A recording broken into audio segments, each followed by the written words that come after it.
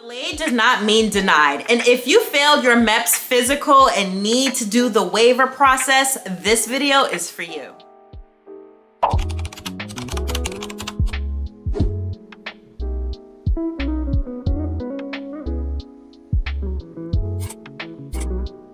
My MEPS physical, and I need quite a few medical waivers to get through this process, which is exactly where I'm at right now. And this journey is definitely emotionally taxing. It's definitely given me a lot of anxiety, but I am having faith of a mustard seed. And so let's chat about this medical waiver process, and hopefully at the end I will have a result for you, because I am recording this at the beginning of the process. But before we get into the video, if you've never seen my face before, hi, my name is Janae. I make a lot of content focused on fitness, wellness, and self-development, and helping you live your best healthy and active lifestyle. So if that sounds like something you're into, go ahead and hit that subscribe button. Like this video, it lets the algorithm know that this is a good and helpful video, and comment down below and let me know, where are you in your military future soldier process? I want to hear it from you, so sound off in the comments. So just a quick update in where I'm at in this journey. I have done a lot of videos so far on my military process,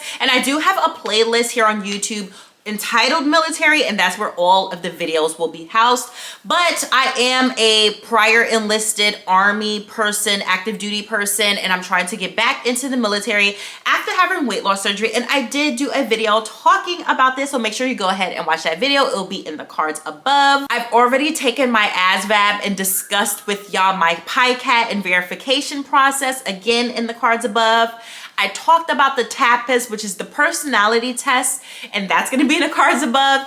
And then last but not least, I did my MEPS process video, and this leads us into this video because I failed MEPS and I need to get quite a few waivers. That birthed this video. So the MEPS process video will be in the cards above. So let's talk about all of the waivers that I need. First and foremost, I got chaptered out of the military 13 years ago for being overweight. It's an overweight chapter. It's an honorable discharge. It has a certain code to it which needs a waiver. And so after I left MEPS, they actually launched the waivers from their spot, which I didn't know. I thought my recruiter was the one who's going to have to launch it. And once I did a after action review with him and talked to him about my physical that day, we actually discovered that they combined all of my waivers together. It's just one big waiver that's going to be a big approve or deny. They put the going into the military prior service chapter waiver along with the medical together. And so with that being said, under the medical list, there are a couple of things that I discovered today, 2 days after my physical, that there are things that need to be worked on. And if you watch the physical video, then you know I was super defeated. But now I'm feeling a lot more hopeful. So I actually have the actual printout of what they sent back to my recruiter, and it says, 1, all documents in support of this waiver must be part of this applicant's permanent military medical records. 2, there's a waiver code on here. And then 4 is X'd off. Now from 3 to 9, it says if it's approved, if it's disapproved, medically qualified, waiver is not required, approved. Like there's different things. So they X'd off number 4, which is the enclosed request for medical waiver has been reviewed and is disapproved. And it says military training could further aggravate the medical condition in this case, causing the high probability of subsequent lost time and or assignment restriction. And then there are comments, and the comments are as follow. History of bariatric surgery, vertical sleeve, 2023, with complication of post-surgical malabsorption cannot be waived. Sleep apnea evidence of resolution via sleep study results would be required for reconsideration. Sickle cell trait. We need fractionation labs and CBC for reconsideration. Psych med would have to have records review and be off any weight loss meds for minimum 3 to 6 months with evidence of stability for reconsideration. Latent TB would need evidence of completed CDC approved therapy or negative chest x-ray and asymptomatic at the time of reconsideration. And that is it. And if you watch my physical experience video, then you know where all of that is coming from, because I talked about my sit down that I had with the MEPS doctor before my physical. And so after chatting with my recruiter, we came up with a plan. So the first part, history of bariatric surgery with complication of post-surgical malabsorption cannot be waived. And so on my medical documents, it said that I had a complication of malabsorption, which I thought at the time was just a generic statement that they put for anybody who had weight loss surgery. It's just something to be cautious of. But no, they're reading it and taking it as something happened to me, which is not the case. I have never had a complication after my weight loss surgery, never had a side effect or any malabsorption or anything like that. And so I got an actual fit for duty memo from my bariatric surgeon, who is part of the military, or is retired, but still works with the military, and he cleared me fit for duty. And so I immediately emailed him while I was still in office, like, hey, this is part of my medical file. Is there any way, if you think that this is correct, is there any way that you can delete the malabsorption complication, and can you redo my memo stating that I don't have any malabsorption, because I cannot get this waived. This cannot be waived if that isn't there. And so he pretty much immediately emailed me back, and he said, it appears some provider along the way entered post-surgical malabsorption in your problem list. Weird. The system doesn't let me actually delete these things from a problem list carried forward from past entries, but I did mark it as resolved and put an addendum in my note that this is not accurate. I've also adjusted the memo. And so the memo is as follows. Ms. Sanders underwent sleeve, has recovered well from this, has no physical limitation. She requires no intensive monitoring following this procedure, rather just simply regular annual visits with a provider and basic vitamin supplementation. I have no medical concerns regarding their fitness of duty. It is my opinion that that this should not prevent her from entering active duty. And this is the part that he added. Of note, patient genesis record reflects post-surgical malabsorption in her problem list. This appears to have been entered in error. She has not had a malabsorption procedure and has no clinical evidence of malabsorption. And then he's like, any concerns, contact him. So boom, cleared off. That should suffice. It was an error to begin with. So that checks off of that. The next part, the sleep apnea part. Now, I did have to undergo a sleep study to get approved for weight loss surgery. And to my recollection, I wasn't high enough for sleep apnea. I can't 100% remember, but I needed to get my medical records to approve that, which is back in BAMC. I did go up to JBLM because we are stationed in Washington State now, and got those medical records, and I did give that to my recruiter. But in the meantime, I did reach out to my PCM for the rest of the stuff that's on here. I reached out to my PCM. I asked her to put in a referral to the sleep clinic so that I can just get a new sleep study, which I was supposed to do a year after surgery anyway. So I'm like 6 months behind, but I'm just gonna do that to get that out the way. The next thing that's on this list, which is the sickle cell trait. They're afraid of anemia, which I have never been anemic in my life. So again, when I emailed my provider, I also told her the exact thing that they need me to do, which is this fractionation lab and CBC for sickle cell trait. I think I added the anemia part. I'm not sure. I can't remember, but I'm sure she'll email me back. So that is just blood work that she needs to put in. The Psych med. Now, I was on the weight loss medication called Contrave. I was prescribed that at the end of last year in December. My bariatric clinic just wanted to see if I can just lose more weight after my sleeve. And so they gave that to me, but it made me extremely nauseous. I didn't even finish the bottle. The bottle has 6 weeks worth of meds in it. I made it up to the 1st of January, I believe. Yeah, it was like the 1st or the 4th of January where I got sick for like 2 days and stopped taking it. And so this says, but that medicine, Contrave, this is what I found out at the physical, is that it's a psychotropic, like the way it's formed, it's used for people who have mental illnesses, I think depression and anxiety specifically.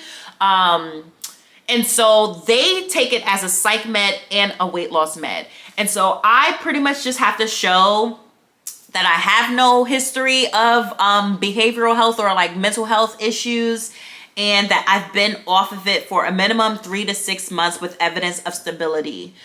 So pretty much that I've been off of it. Let's just say I was on it for the full 6 weeks. That would have put me at January 29th. It's been well over 6 months. My weight has been coming off on its own. And so I haven't gone up in weight. I have that documented because I've had a few medical appointments, so that should be in my chart. So that should prove that. The latent TB, this was what my big concern was from my conversation with the doctor who did my physical. She told me that they don't accept the blood work. We never talked about the chest x-ray. She immediately was like, I would have to take the therapy, which is what they talked about, which is 9 months long, which would have temporarily delayed me or disqualified me until I finished it. But per them, all I need is a negative chest x-ray and be asymptomatic, which I never had symptoms, so that's easy, and get a chest x-ray. So that's pretty much it. The list is workable, and 2 of the things are already done out of 5. And so once I hear back from my provider, I also asked my provider to put this medication as inactive because I have not been on it. So yeah, once these 3 things are done, that's it. Once I hear back from my provider, hopefully she doesn't give me any issues on putting referrals in to get this done, because it still is a part of my healthcare that I need to follow up on. So there shouldn't be any issue, but hopefully I can get that scheduled out in the next 2 weeks. My recruiter said that he wants to submit everything together so that we can just blast them with the information and not hit them with onesies and twosies and have them pick apart other things.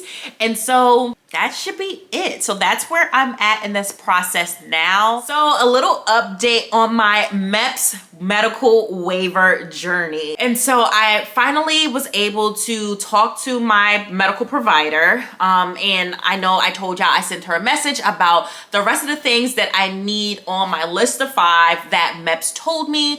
And so we did a virtual call. Actually this morning, it's Monday, we did a virtual call.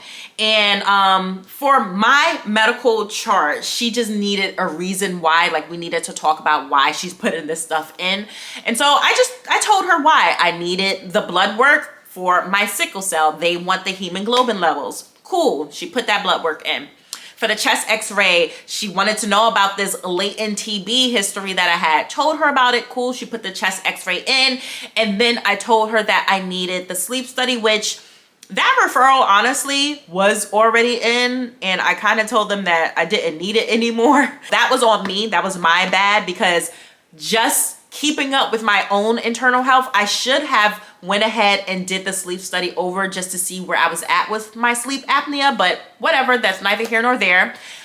She put the referral in, so I am waiting for them to call me so I can book an appointment. So since she put all of that stuff in, I was able to get my blood work done today, and I was also able to get my chest x-ray. So that will be in my medical chart in the next few days, so I can get that printed out and shipped off to whoever needs it. And like I said, I'm just waiting for them to call me for my referral so that hopefully I can get a quick appointment, do the sleep study, get the results, everything comes back favorable, and I can get that shipped off. And as far as the Contrave, which is the psych med, but the weight loss medication that I was taking, I told her I'd been off of it, and so I wanted it removed from my medical history. And so she did. She went ahead and removed it. And then I also saw a note in my chart saying that I didn't even finish the medication, which will look good in my favor as well, because they can see that it was prescribed to me December 18th. And so since she put the note in the chart that I didn't even finish the treatment, it will all just look good. And so that's the update for now. Hopefully I'll get my sleep study done soon, and we'll see what happens next. So update with my medical waiver process. I know I left off with having to do the sleep study. And so I had to do a consultation before I actually did the sleep study. So my consultation actually was just now, September 28th. And I'm supposed to do my sleep study on the 7th of October. And then I'm gonna get my results. Well, after my consultation with the provider, we went over and I was able to find my old results of my sleep study. So I ranged at a 14.4, which means I had mild, not moderate sleep apnea. And I need to be at a 5 or below to not have sleep apnea anymore. And so he just went over my history and why I had to do this in the first place. And so he offered me to do the at-home test, which is what I did the first time, which is great for me because that means this process will go faster. So I do my sleep test for 2 nights in a row, Saturday, Sunday. I return the device Monday, and then next Saturday, the 5th, I will actually sit with the provider again, have my results of my sleep study, and hopefully I can turn everything into my recruiter that Monday on October 7th when I was supposed to have my actual sleep study. So let's hope. And something that he also said was that since I don't have high blood pressure anymore, even if it was to come back as mild sleep apnea, it doesn't need to be treated because I don't have any other medical issues. So I don't know how the Army is going to like that, even if my numbers do come back higher than 5. So I will, depending on what the numbers say, I will have the provider write that out. Like, if it does come back with me still having mild sleep apnea, I'm going to submit my previous results along with my update results, and I'm going to have him write out my sleep apnea does not need to be treated because I don't have any other comorbidities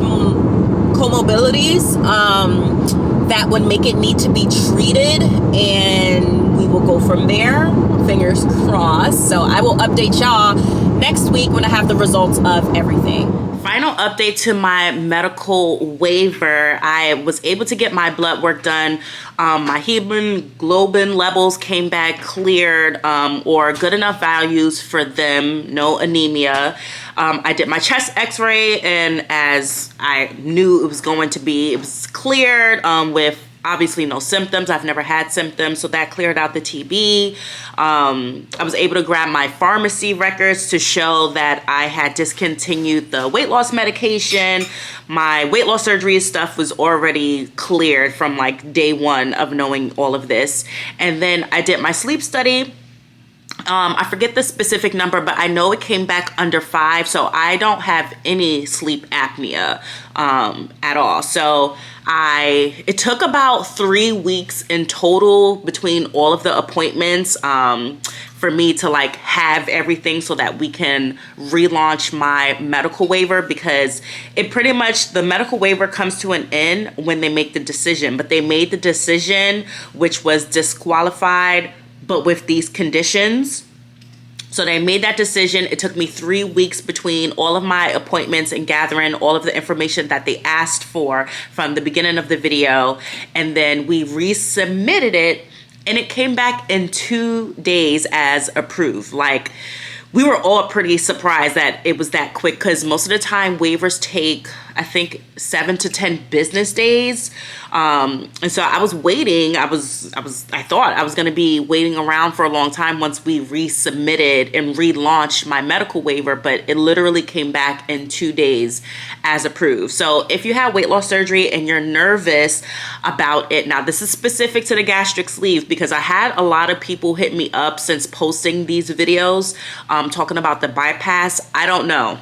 I can't tell you what the process is for the bypass. I'm pretty sure it would be the same procedure, but I do know that there's more concern with malabsorption and complications with bypass. So I don't know. It's going to be up to these doctors how they view it. But the process, I'm assuming, should still be the same. So hopefully that helps you. But if you have the gastric sleeve, like I said in a previous video, I know someone who is now in AIT who had the gastric sleeve. I'm going through this process, and now I am officially medically cleared and approved to re-enter the Army with my gastric sleeve. So don't let a recruiter stop you, tell you no, tell you anything, because the end all be all is those MEPS doctors, and really honestly the doctors who approve the waivers. Those will be the ones to tell you no, because I had a few people hit me up saying like, I tried to do it and my recruiter said no. They are not the end all be all. They just don't want to do their job. So you may have to find a new recruiter that's more open-minded. Yes, as far as my medical waiver, everything is approved. Now, I'm posting this in December. It is December. All of this came out 2-3 months ago, back in October. I knew all of this. But what I didn't know at the time was that I would actually need another waiver, which is why I'm not in the military right now, which is why we're going into the new year and I'm still sitting here talking about these videos and making these videos. So I realized after I did my medical waiver that I actually need not only a dual military waiver because my husband is currently active duty, but I also needed a moral waiver, which is something I'm still working through. So the jury is still out whether I would be able to go back into the Army. This has been a very long process. Duh, we're still here. It's December and I'm still here. I thought I would be pretty much done with basic training because I wanted to be in basic training mid-October, and yet I'm still in and I haven't even signed yet. So more to come. I'm waiting. It's the waiver has already been launched. It's already moved up in the channels. I'm just waiting for an approval, and I will talk about the moral waiver once I know the yes or the no. But as of December 26th, I still have no clue what the future is going to hold for me as far as me entering back into the military. There has been a lot of frustration on my end, which is why I haven't even posted this video yet or talked about my moral waiver. But I am going to, once I know whether good or bad, whether denied or accepted, I'm gonna do a video and tell y'all about the waiver process, period. Because I didn't have to do any waivers the first time I went into the military, and now trying to re-enter, I now have to do 3 when I thought I would only have to do 1. And I thought my medical waiver would be the biggest headache. I thought weight loss surgery, period, would be my biggest headache.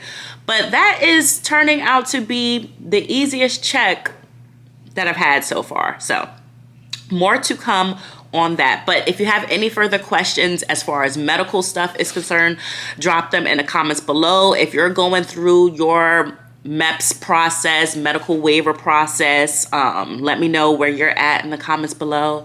And hopefully soon I'll give y'all a new update, whatever that is. But see y'all next time.